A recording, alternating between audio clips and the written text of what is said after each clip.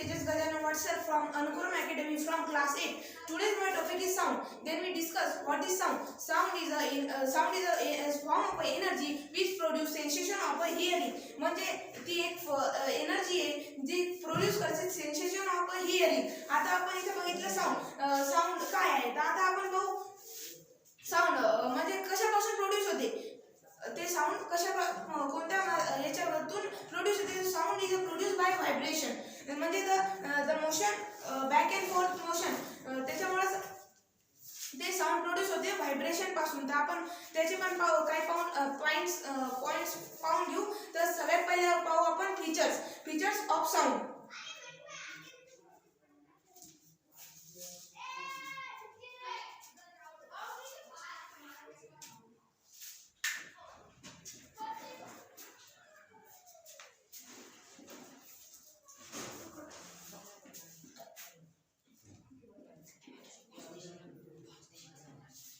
सगळ्यात पहिले पाहू आपण ऑसिलेशन.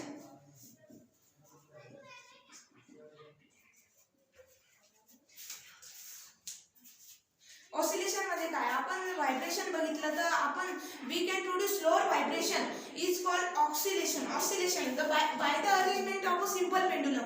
तर आपण सर्वांनी बघितलेले आपल्या वॉल क्लॉक मध्ये जो पेंडुलम असतो आपण त्यालाच म्हणतो सिंपल पेंडुलम. तर आपण त्याची एक डायग्राम काढून घेऊ.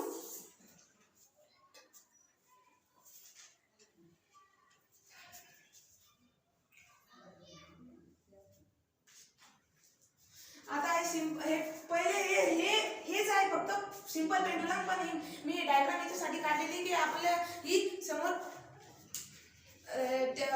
समजून घ्यायची आहे. तर आता मध्ये आपण याच्यामध्ये पाहिलं ऑसिलेशन. आता आपण सिंपल पेंडुलम म्हणजे हे सिंपल पेंडुलम ऑसिलेशन. तर आपण ते प्रोड्यूस करू शकतो सिंपल पेंडुलम पासून. आता आपण पाहू आता ऑसिलेशन झालं सिंपल पेंडुलम झाला. आता आपण पाहू मीन पोझिशन.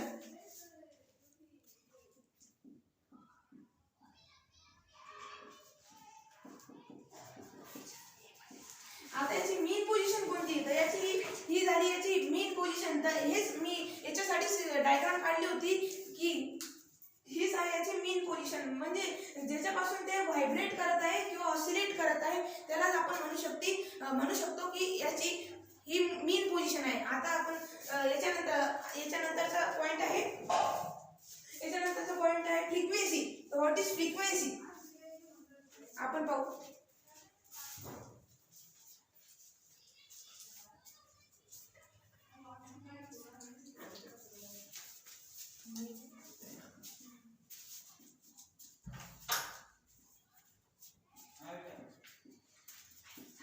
याच्यानंतर बघायचं आपल्याला टाइम पिरियड.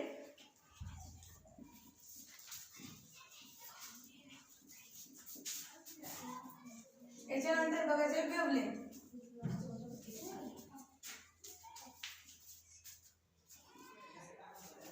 आता फ्रिक्वेन्सी म्हणजे काय. तर फ्रिक्वेन्सी म्हणजे the number of oscillation in a 1 second. The number of oscillation in a 1 second म्हणजेच आपण फ्रिक्वेन्सी. तर आपण म्हणतो ना याची फ्रिक्वेन्सी काय वगैरे. तर त्यालाच म्हणतो आपण the number of oscillation in a 1 second. म्हणजे एका 1 सेकंड मध्ये किती ऑसिलेशन होतात त्याला म्हणू शकतो आपण त्याची फ्रिक्वेन्सी. आता आपला नेक्स्ट पॉइंट आहे टाइम पिरियड.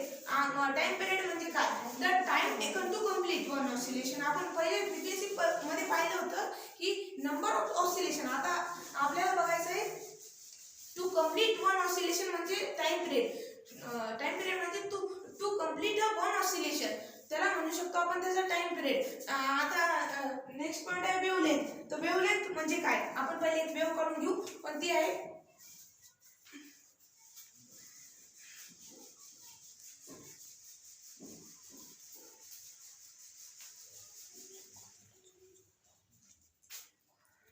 आता याची वेव्हलेंथ म्हणजे काय. Crest to crest. वेव्हलेंथ म्हणजे crest to distance from crest to crest. आता क्रेस्ट कशाला म्हणायचं. क्रेस्ट म्हणजे हे क्रेस्ट आणि याला म्हणायचं ट्रफ.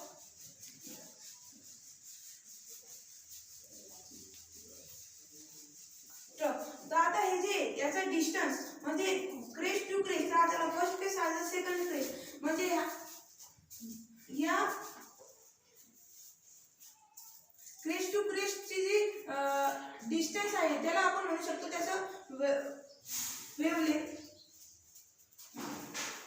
आता आपण हे पण बघणार आहोत की त्याला डिनोटेड कशाने करतात, तर त्याला डिनोटेड करतात lambda and it is a Greek word, म्हणजे तो एक ग्रीक वर्ड आहे आणि त्याने आपण वेव्हलेंथ डिनोटेड करू शकतो.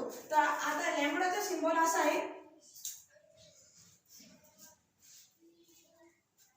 याला आपण लॅम्डा म्हणतो आणि इथेच आपण वेव्हलेंथ डिनोटेड करतो. यालाच आपण वेव्हलेंथ डिनोटेड करतो. आता ही झाली याची वेव्हलेंथ आणि वेव्हलेंथ म्हणजे क्रेस्ट टू क्रेस्ट आणि ट्रफ टू ट्रफ, पण ही पण झाली मग याची वेव्हलेंथ.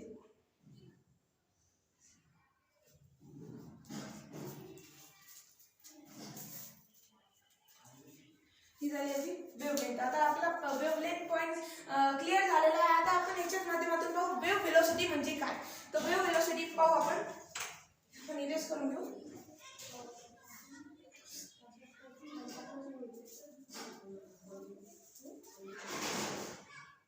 वेव्ह व्हेलॉसिटी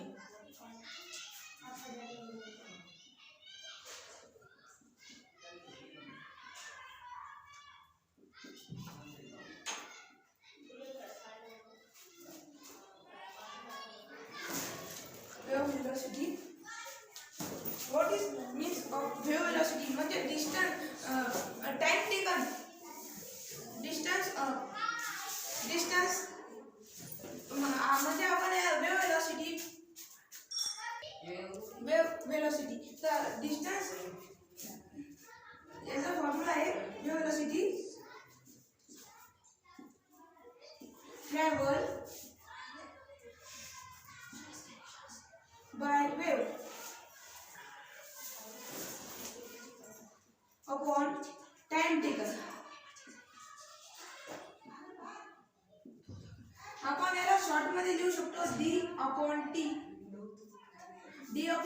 तर आपल्याला एखादा क्वेश्चन येऊ शकतो की त्याची वेव्ह व्हेलॉसिटी फाइंड करा. तर आपल्याला इथे हा फॉर्म्युला यूज करून त्याची वेव्ह व्हेलॉसिटी फाइंड करायची आहे. आता हा झाला आपला वेव्ह व्हेलॉसिटी पॉइंट. आता नेक्स्ट पॉइंट आहे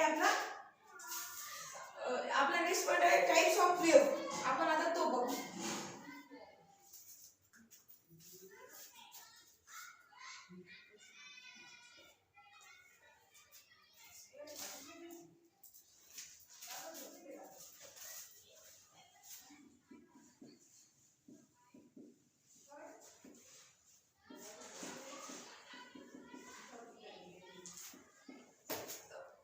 first point types of wave मध्ये की टाइप्स ऑफ वेव्ह मध्ये मेकॅनिकल वेव्ह आणि इलेक्ट्रोमॅग्नेटिक वेव्ह. आता आपण फर्स्ट बघणार आहोत mechanical wave.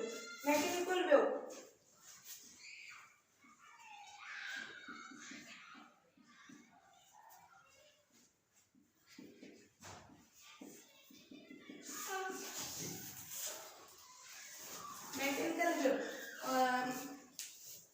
the particle of a medium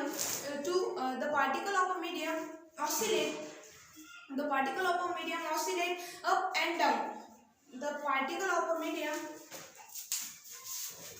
oscillate the particle of a medium oscillate up and oscillate up and down in same direction of wave propagate. म्हणजे जे त्याचे particle असतात ते अप अँड डाऊन मध्ये propagate होतात.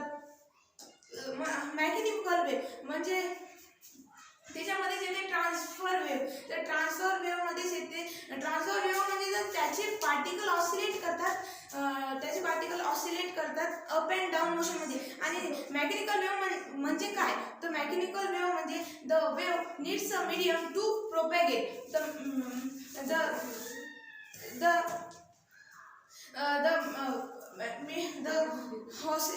The wave needs a medium to propagate. त्यालाच आपण म्हणू शकतो मेकॅनिकल वेव्ह. आता आपण सेकंड पाहू लॉंजिट्युडिनल वेव्ह. नाही सॉरी लॉंजिट्युडिनल नाही, electromagnetic wave.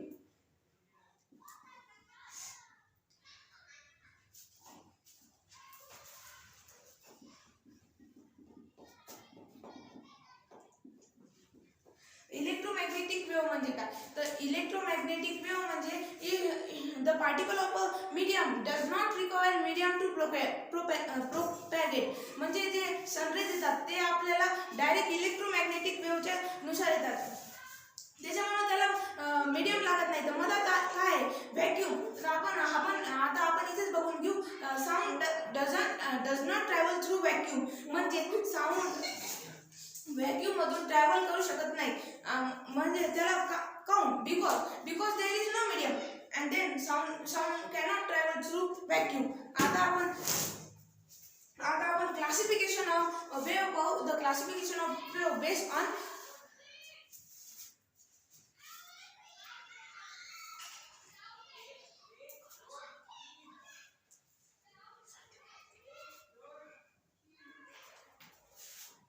the classification of wave based on propagation of wave.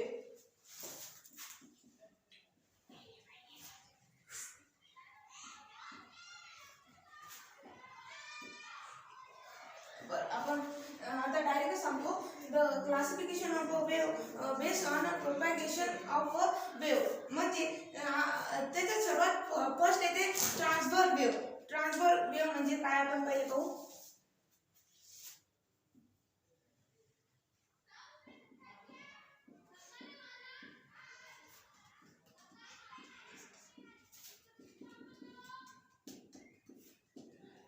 ट्रान्सव्हर wave म्हणजे काय, the particle of a medium oscillate. The particle of a medium oscillate up and down in motion. Up and down in motion is same direction in this wave propagate. म्हणजे आता आपण एक diagram काढू. Wave ही आहे, आपण पहिलेच बघितलेलं आहे. आता ही झाले तर क्रेस्ट ट्रफ आपण हे वेव्हलेंथ मध्ये पण बघितलं होतं. तर याच्यामध्ये ट्रान्सव्हर वेव्ह मध्ये येते क्रेस्ट आणि trough.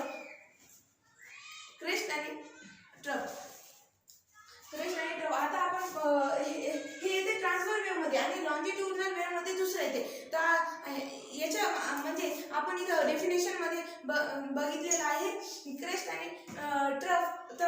The particle of a medium oscillate up and down. तर काऊन म्हणलं आपण अप अँड डाऊन, तर हे याचं क्रेस्ट अँड ट्रफ हे कसं आहे, मिड पोझिशन पासून अप अँड डाऊन, म्हणून आपण याला म्हणतो up and down oscillate up and down in propagation, म्हणून याला म्हणतो आपण ट्रान्सव्हर वेव्ह. आता आपला नेक्स्ट आहे लॉन्जिट्युडिनल वेव्ह.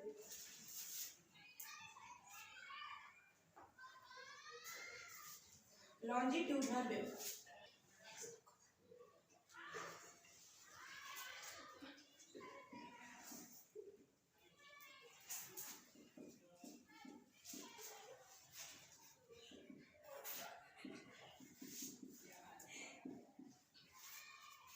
The particle, आता longitudinal wave म्हणजे काय, the particle of a medium oscillate to and fro in direction. The particle of a medium oscillate to and fro in a direction in which same direction in which wave propagate. म्हणजे याच्यामध्ये येते compression and rarefaction. तर हे जे पहिले जे transfer wave होता आपण त्याच्यामध्ये आपण बघितलं होतं की ते ऑसिलेट करते अप अँड डाऊन मोशन मध्ये, आणि लॉन्जिट्युडिनल वेव्ह मध्ये ते करते up and down to and fro motion मध्ये. तर त्याच्यामुळे आपण त्याला म्हणतो लॉन्जिट्युडिनल वेव्ह. आणि ते कंप्रेशन त्याच्यामध्ये होते कंप्रेशन अँड रेअरफॅक्शन. जे आपण ट्रान्सफर वेव्ह मध्ये पाहिलं होतं त्याच्यामध्ये क्रेस्ट आणि ट्रू आला होता, याच्यामध्ये येतो कंप्रेशन अँड रेअरफॅक्शन. आता आपला नेक्स्ट पॉइंट आहे the speed of sound in different medium.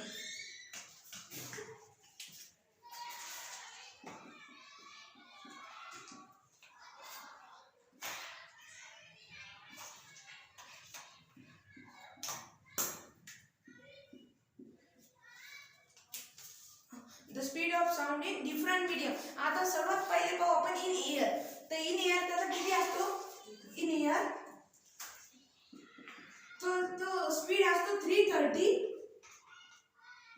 Metre per second. हे त्याचं युनिट आहे. आणि इन वॉटर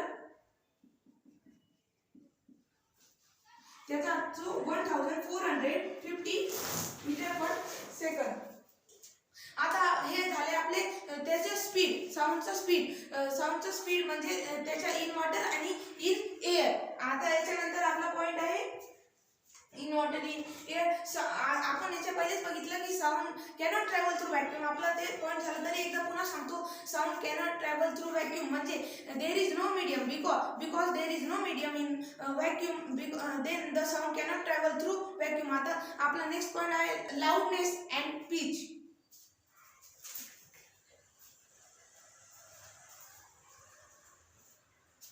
हे क्लासिफिकेशन ऑफ साऊंड मध्ये येते.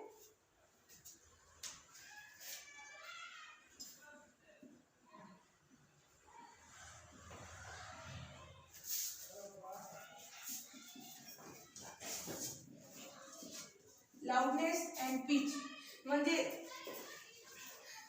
जो त्या साऊंडचा लाऊडनेस असतो तो डिपेंड करतो त्याच्या ॲम्प्लिट्यूडवर. जो त्याच्यामुळे आपण म्हणू शकतो the loudness of sound is depend on it's amplitude. त्याच्यामुळे लाऊडनेस जर ॲम्प्लिट्यूड जर जास्त असेल तर लाऊडनेस पण जास्त असू शकतो. जर ॲम्प्लिट्यूड कमी असेल तर लाऊडनेस कमी असू शकतो. आता त्याचा तो करतो त्याच्या ॲम्प्लिट्यूड, त्याच्या ॲम्प्लिट्यूडवर डिपेंड. आणि याला कशामध्ये मोजतात तर लाऊडनेस मोजतात डीबी डेसिबल.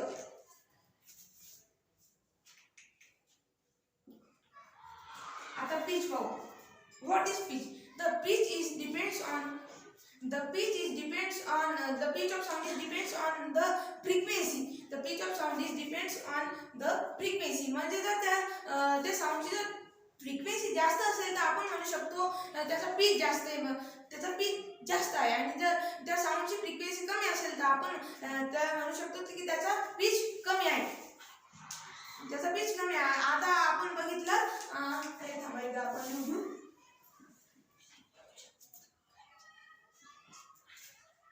फ्रिक्वेन्सी. आणि फ्रिक्वेन्सी कशामध्ये मोजतात हर्ट्ज. तर याचं युनिट आहे हर्ट्ज. याच्यानंतर पॉइंट आहे audible sound and inaudible sound.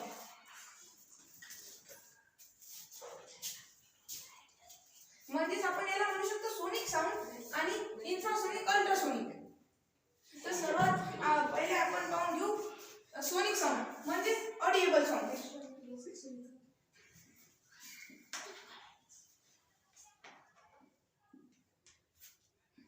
Sonic sound, infrasonic,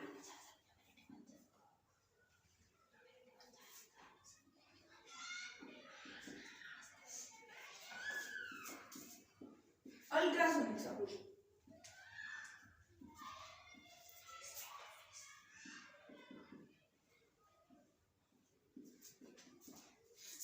तर आता सोनिक साऊंड म्हणजे काय?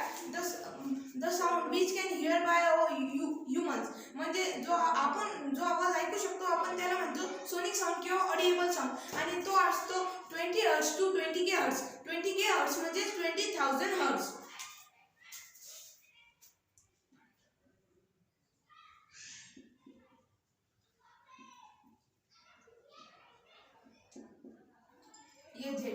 म्हणजे हर्ट्ज. आता आपण बघू इन्फ्रासोनिक साऊंड म्हणजे काय. इन्फ्रासोनिक साऊंड म्हणजे बिलो 20 हर्ट्ज म्हणजे तो आपण ऐकू शकत नाही. तर ते जे इनऑडिबल साऊंड असतात त्याच्यामध्येच येतो इन्फ्रासोनिक आणि अल्ट्रासोनिक. आता इन्फ्रासोनिक म्हणजे बिलो 20 हर्ट्ज.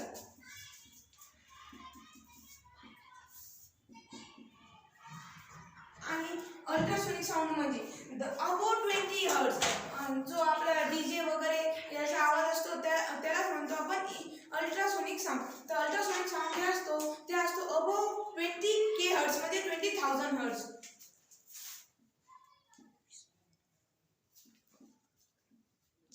के हर्ट्ज म्हणजे 20,000 हर्ट्ज.